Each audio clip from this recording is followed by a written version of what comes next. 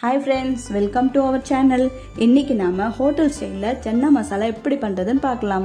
இது வந்து பூரிக்கு, சப்பாத்தி, இட்லி, தோசைக்கு எல்லாத்துக்குமே ஒரு சூப்பரான காம்பினேஷனாக இருக்குங்க. இது எப்படி பண்ணுறதுன்னு பார்க்கலாம்.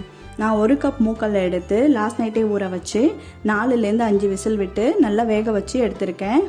இந்த பக்குவத்துக்கு வெந்திருந்தால் போதும். இப்போ இதை ஓரமாக எடுத்து வச்சிடலாம். ஒரு பேன் வச்சு சூடானதும் அதில் கொஞ்சம் ஆயில் சேர்த்துக்கலாம். பட்டை, கல்பாசி, பிரிஞ்சி இலை, மராத்தி மொக்கு, 1/2 டீஸ்பூன் சோம்பு இதெல்லாம் விட்டு பொரிய விட்டுக்கலாம்.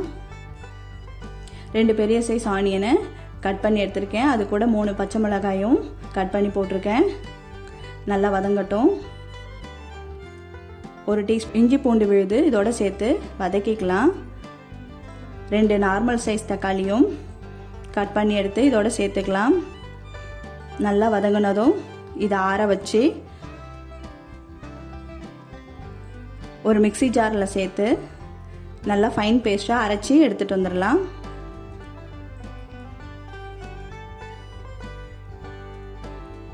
இப்போ இதை அரைச்சி எடுத்து தனியாக எடுத்து வச்சுக்கலாம். அதே பேனில் கொஞ்சம் ஆயில் சேர்த்து 1/2 டீஸ்பூன் சோம்பு, 1 டீஸ்பூன் தனி மிளகாய் தூள் இதெல்லாம் சேர்த்து நல்லா எண்ணெயில் வதக்கிக்கலாம். இப்போ இது கூட நம்ம அரைச்சி வச்சுருக்கிற வெங்காயம் தக்காளி பேஸ்ட்டு இதோட சேர்த்து வதக்கிக்கலாம். நல்லா வதங்கி வரட்டும்.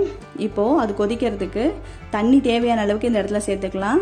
நான் சுண்டல் வேக வச்ச தண்ணியே இருந்தது, அதையும் சேர்த்துட்டு மூடி வச்சிடலாம். இப்போ சுண்டலில் கொஞ்சமாக எடுத்து ஒரு ஸ்மாஷரை வச்சு நல்லா ஸ்மாஷ் பண்ணி எடுத்துக்கலாம். இப்போது கிரேவி நல்லா கொதி வந்திருக்கு. வேக வச்ச சுண்டலை இதோட சேர்த்துட்டு ஸ்மாஷ் பண்ணி வச்சிருக்க சுண்டலையும் இதோட சேர்த்து நல்லா கலந்து விட்டுக்கலாம். இது கிரேவிக்கு நல்ல ஒரு திக்னஸை கொடுக்கும். இப்போ கிரேவி நல்லா திக்காய் வரட்டும். இப்போ இந்த டிஷ்ஷுக்கான சால்ட்டு, அது கூட 1 டீஸ்பூன் சோலை மசாலா ரெண்டுத்தையும் சேர்த்து நல்லா கலந்து விட்டுக்கலாம். கிரேவி நல்லா கலராக வந்திருக்கு. இப்போது இந்த நேரத்தில் கொத்தமல்லி இலை தூவிக்கலாம். இந்த கிரேவியோட கலர், டெக்ஸ்சர், வாசனை எல்லாம் ரொம்ப நல்லா வந்திருக்கு. இன்னும் கொஞ்சம் வேணும்னு கேட்டு வாங்கி சாப்பிடுவாங்க. அவ்வளோ ருசியாக இருக்கும். இன்றைக்கி நான் பூரியோடு சர்வ் பண்ணியிருக்கேன். இதை நீங்களும் வீட்டில் ட்ரை பண்ணி பாருங்கள். பார்த்துட்டு எப்படி வந்திருக்குன்னு கமெண்ட் பாக்ஸில் என் கூட சொல்லுங்கள். உங்கள் ஃப்ரெண்ட்ஸ் அண்ட் ஃபேமிலிக்கு ஷேர் பண்ணுங்கள், லைக் பண்ணுங்கள், நம்ம சேனலை சப்ஸ்கிரைப் பண்ணுங்கள். தேங்க்யூ. அடுத்த வீடியோவில் பார்க்கலாம். பாய்.